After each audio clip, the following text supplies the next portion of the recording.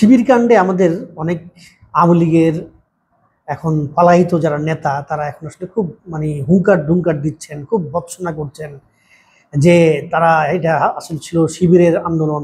এই দেখেন আমাদের নেত্রী বলেছিল।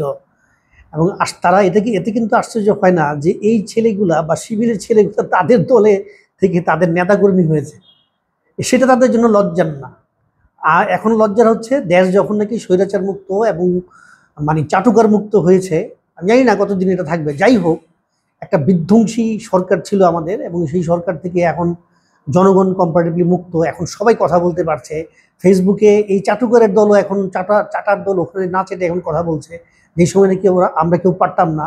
ওরা এখন মানে সদর সদল বলে বিভিন্ন রকমের কুৎসা, বিভিন্ন রকমের আফসোস, বিভিন্ন রকমের বাণী দ্বারা প্রচার করছে শিবির নাকি সব করে। শিবির তো তোমাদের দলেই ছিল, তোমরা কি করছিলে? আঙ্গুল চুষছিলা?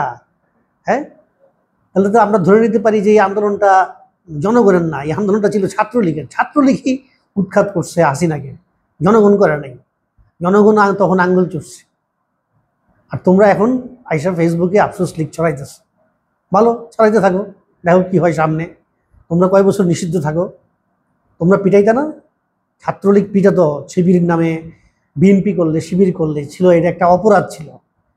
তারা রাতভর পিটাতো, ঘন্টার পর ঘন্টা পিটায় আবার তারা পুলিশের কাছে সোপর্দ করতো। পুলিশ মামলা নিত, সেই মামলায়, মিথ্যা মামলায় শিবিরের কর্মী, বিএনপির কর্মী, অন্য দলের কর্মী, অন্য মতাবলম্বীর কর্মীরা দিনের পর দিন জেল খাটতো, কোর্টে হাজিরা দিত, পঙ্গু হতো, অসুস্থ হতো। এবং সেই দলে শিবিরের লোকজন ছিল। আমরা কি বুঝতে পারছেন আওয়ামী লীগের দেউলিয়াপানা? তারা কি পরিমাণ দেউলিয়া।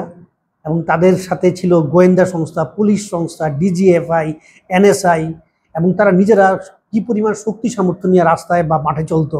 তাদের দলের মধ্যে শিবিরের সভাপতি